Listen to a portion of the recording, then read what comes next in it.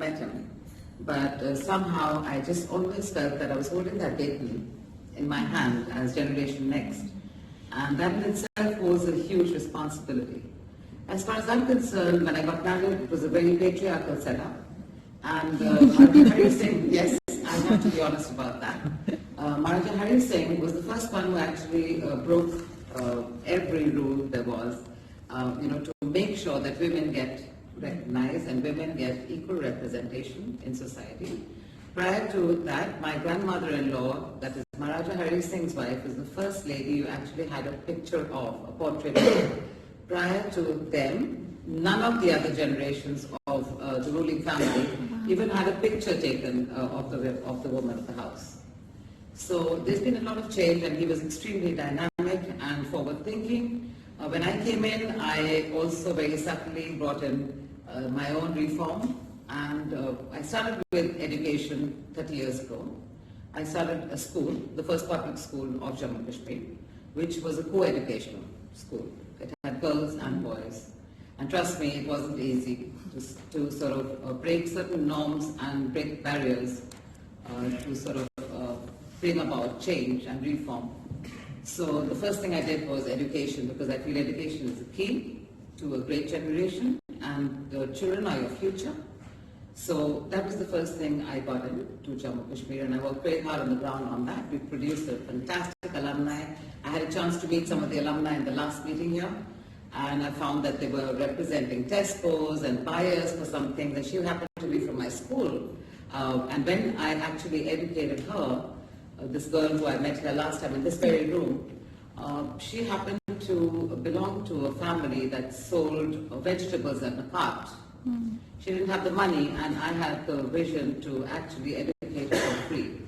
So on behalf of the Maharaja Hari Singh Trust, we actually provide free education to lots and lots of students. We produce wonderful alumni, and girls who actually don't have opportunity have been given opportunities through our foundation. I'm very proud to say that our alumni today is all over the world. They're in government, they have their own businesses, they're entrepreneurs.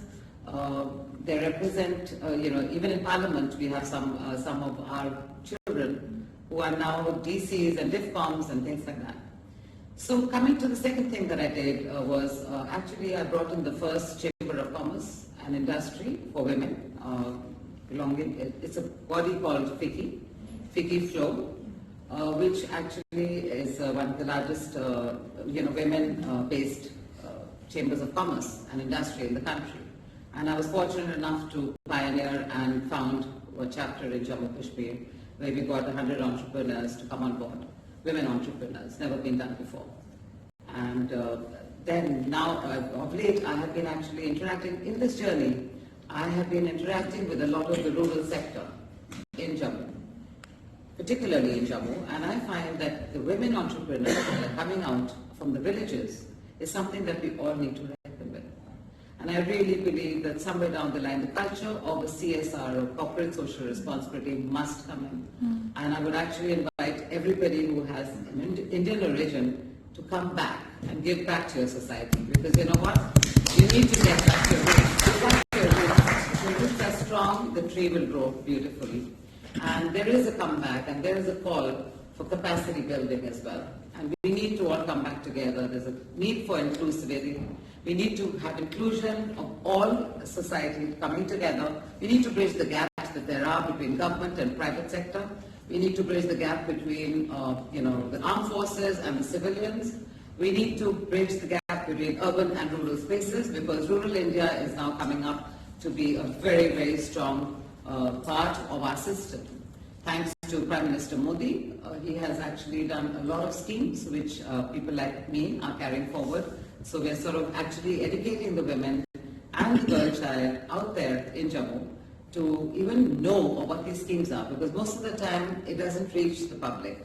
There are these great schemes and millions of schemes, but you don't know how to. A lot of people are not even aware of these schemes.